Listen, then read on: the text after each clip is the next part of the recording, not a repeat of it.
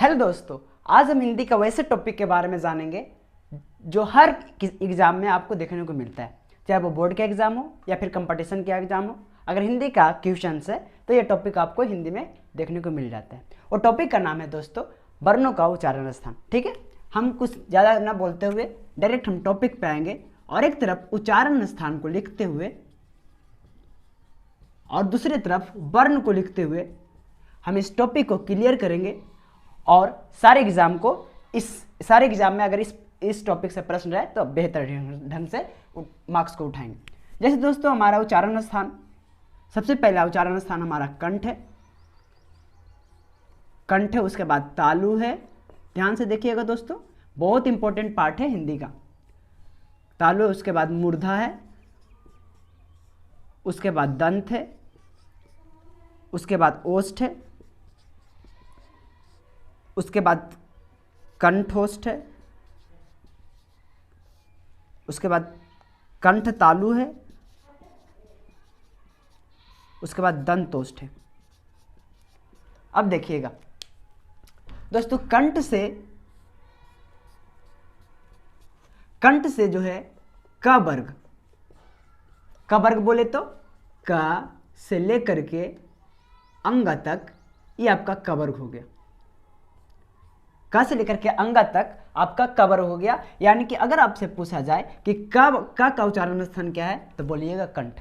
ख का उच्चारण स्थान क्या है तो बोलिएगा कंठ। यानी कि क से लेकर के अंग तक का उच्चारण स्थान कंठ होता है दोस्तों। अब इस वीडियो के अंत तक बने रहेगा दोस्तों, क्योंकि मैं प्रीवियस ईयर्स का क्वेश्चन भी करवाने वाला हूँ। ठीक है, कंठ और इसके साथ दोस्तों आपका आ और अन, और साथ साथ हा, ये जितना भी आपको वर्ण दिखाई दे रहा है, इस सब का सब उच्चारण स्थान कंठ से होता है। जब भी आपसे पूछे कि का उच्चारण स्थान तो कंठ बोलिएगा, ख का उच्चारण स्थान तो कंठ बोलिएगा। ठीक है, तालु की बात करें तो तालु में आपका च वर्ग आ जाता है। यानी कि च वर्ग का जितना भी वर्ण है वो किससे उच्चारण होता है? तालु से होता है। जैसे कि च से लेकर के यहाँ तक, और साथ साथ में अगर इसमें आप जोड़ सकते हैं तो जोड़ लीजिएगा, ई और दीर्घी और साथ में या और तलविसा।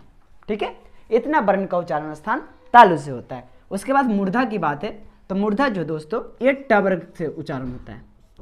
ट वर्ग का उच्चारण स्थान मूर्धा है। यानी ट वर्ग की बात करें तो ट से लेकर के ट वर्गीना तक, और साथ साथ में आपका हो जाता है री और र और मूर्धनिशा। ठीक है, उसके बाद आपका दंत से दोस्तों त वर्ग का उच्चारण होता है। त वर्ग की बात करें तो त से लेकर के न तक, त से लेकर के न तक आपका त वर्ग हो गया, और त से लेकर के न तक का उच्चारण स्थान दंत होता है। साथ साथ इसमें हम जोड़ सकते हैं री और ला और दंटिसा। ठीक है, उसके बाद ओष्ठ की बात करें दोस्तों तो ओष्ठ में आपका प वर्ग आ जाता है। प वर्ग बोले तो प से लेकर के म तक, प से लेकर के म तक, और उसमें आपको उ और दीर्घ आ जाता है दोस्तों। उसके बाद कंठोष्ठ की बात करें तो कंठोष्ठ में आपका ओ और औ आता है। कंठ तालु की बात करें तो कंठ तालु में आपका ए और अ आता है। और दंतोष्ठ की बात करें दोस्तों तो व आता है।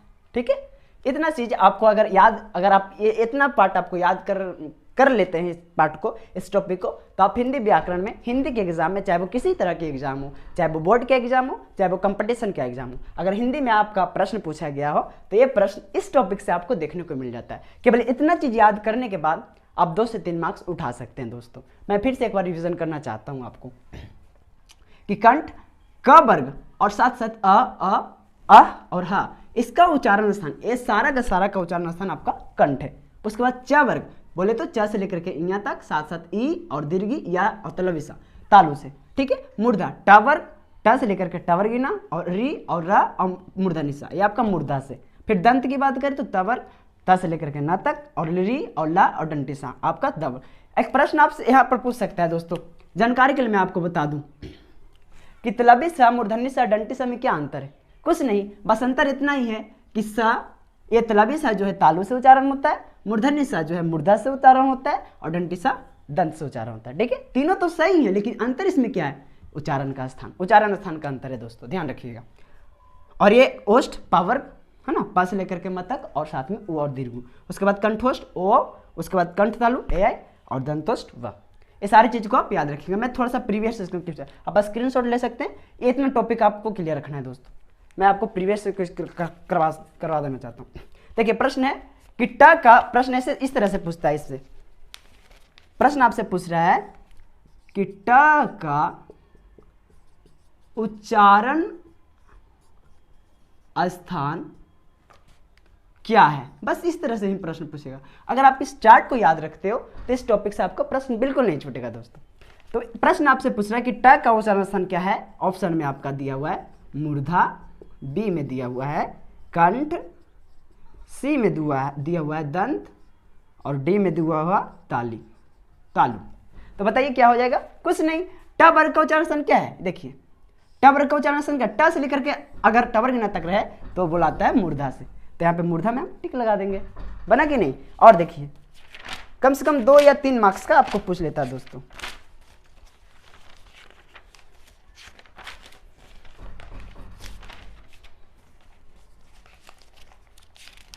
देखिए एक और प्रश्न है इसमें, इसी में ही प्रश्न पूछ रहा है कि ढ, ये ढ का उच्चारण स्थान क्या है। तो ये ढ किस में आता है, ढ किस में आता है, ट वर्ग में तो आता है ना, ट वर्ग में आता है। और ऑप्शन में आपका कंठ है, तालु है, मूर्धा है, दंत है। तो ढ किसका उच्चारण स्थान क्या हो जाता है, मूर्धा हो जाता है। एक बात और इसमें याद रखिएगा आप,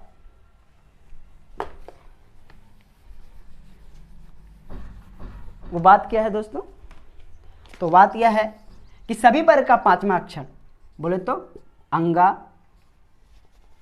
इया, टवर्गिना, ना, मा और अन, ये इतना वर्ण जो है ना दोस्तों नासिक से भी बुलाता है। नासिक बोले तो नाक से, नासिक बोले तो नाक से बुलाता है। अगर पूछेगा अंगा तो आप बोलिएगा साहब अंगा तो एक वर्ग में आता है, यानी कि कंठ से भी तो बुलाता है। हाँ, कंठ जोड़ नासिक, कंठ और नासिक से अंगा बुलाता है। अगर डिटेल्स की बात करें तो यहाँ बोले तो तालु और नासिक, ठीक है।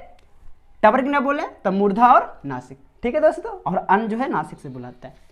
अगर यह टॉपिक आप क्लियर कर पाते हैं तो बहुत बढ़िया होगा आपके लिए, है ना। किसी भी चाहे एग्जाम हो, चाहे बोर्ड हो, कल का एग्जाम है हिंदी का, तो आप इसको क्लियर रख करके ही जाइएगा हिंदी में। इससे प्रश्न पूछ जाता है। पिछला बार मैंने देखा है प्रीवियस क्वेश्चन कि 2021 में तीन क्वेश्चन पूछा है इससे। तो आप इसको क्लियर रखिएगा हर बोर्ड एग्जाम में, चाहे वो कंपटीशन के एग्जाम हो। अगर हिंदी का प्रश्न है तो ये टॉपिक से देखने को जरूर मिलता है, ठीक है दोस्तों।